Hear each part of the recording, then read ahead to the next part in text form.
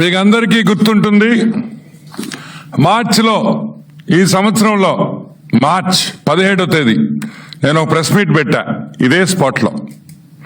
ఆ ప్రెస్ మీట్లో నేను క్లియర్గా కాకినాడ డీప్ సీ పోర్ట్ గురించి, కాకినాడ సెజ్ గురించి ఆ రోజు వచ్చిన వార్త,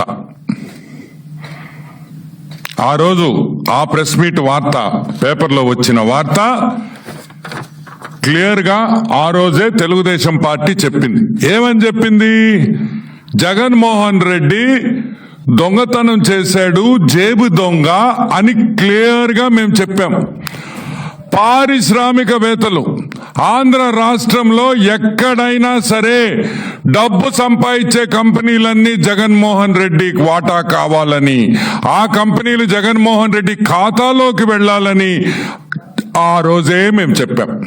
కానీ మా మాట ఎవ్వరూ నమ్మల. కానీ ఈరోజు ఛార్జ్ షీట్ ఫైల్ అయింది. ఈరోజు ఏకంగా సిఐడి ఛార్జ్ షీట్ పెట్టింది. ఎవరి మీద పెట్టింది, ఎందుకు పెట్టింది, కాకినాడ సెజ్ ఏంది, కాకినాడ డీప్ సీ పోర్ట్ ఏంది అనే రెండు విషయాలు ఈరోజు మనం మాట్లాడుకుంటాం. First let me start with Kakinada deep sea port. Kakinada SEZ 8,320 ఎకరాలు. ఎంత? 8,320 ఎకరాలు కాకినాడ సెజ్ విస్తరణ. పెద్ద ఏరియా. వన్ ఆఫ్ ది, నాకు తెలిసి శ్రీ సిటీ తర్వాత కాకినాడ సెజ్ చాలా పెద్దది ఆంధ్ర రాష్ట్రంలో. ఈ సెజ్ మీద జగన్మోహన్ రెడ్డి కళ్ళు పడ్డాయి. ఎందుకంటే ధనవంతుడు, ఎంత ధనం ఉందని ఆ రోజుల్లో ఆవులు ఎంత ఉన్నాయంటే పెద్ద రెడ్డో లేకపోతే పెద్ద మనిషో ధనవంతుడో అని చెప్పేవాళ్ళు. ఇప్పుడు భూములు ఎంతుంటే అంత ధనవంతుడు అనే విషయం మీరందరూ గుర్తుపెట్టుకోవాలి. ఫిబ్రవరి 28, 2012లో గవర్నమెంట్ ఆఫ్ ఇండియా కాకినాడ సెజ్కి 2012లో కాకినాడ సెజ్కి 8,320 ఎకరాలు ఇచ్చింది. దిగారు జనాలు, పందులు, చిన్న పంది, పెద్ద పందికి చిన్న పంది పుట్టద్ది. పెద్ద పందులు ముసిలి పందులు అయిపోయినాయి అని చిన్న పందులన్నీ రూట్లోకి వచ్చినాయి. ఈ చిన్న పందులు? విక్రాంత్ రెడ్డి, విక్రాంత్ రెడ్డి, వైవి సుబ్బారెడ్డి కొడుకు శరత్ చంద్రారెడ్డి.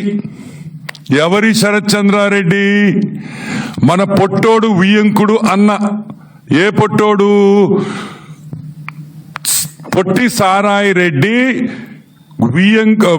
అల్లుడు అన్న. ఇదే శరత్ రెడ్డి తీహార్ జైల్లో 6 నెలలు ఉండేసి వచ్చాడు లిక్కర్ స్కామ్ లో. ఇంకెవరు?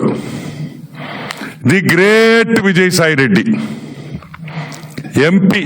పొట్టి సారాయి రెడ్డి కూడా ఈరోజు ఈ ఎఫ్ఐఆర్ లో పెట్టారు. ఎందుకు పెట్టారు?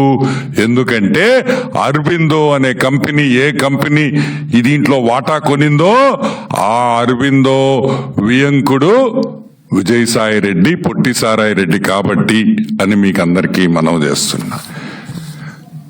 కత్తులు పెట్టారు, గన్నులు పెట్టారు, బెదిరించారు, మీటింగులు పెట్టారు, ఇంటికి రమ్మన్నారు ఆ కేవీ రావు గారిని.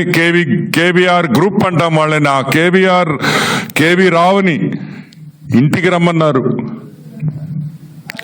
ఆ విషయం ఏ విధంగా వీళ్ళు ఆ షేర్స్ దొబ్బేశారో అది నేను కాకినాడ సీ పోర్ట్ దగ్గరికి వచ్చినప్పుడు మాట్లాడతా.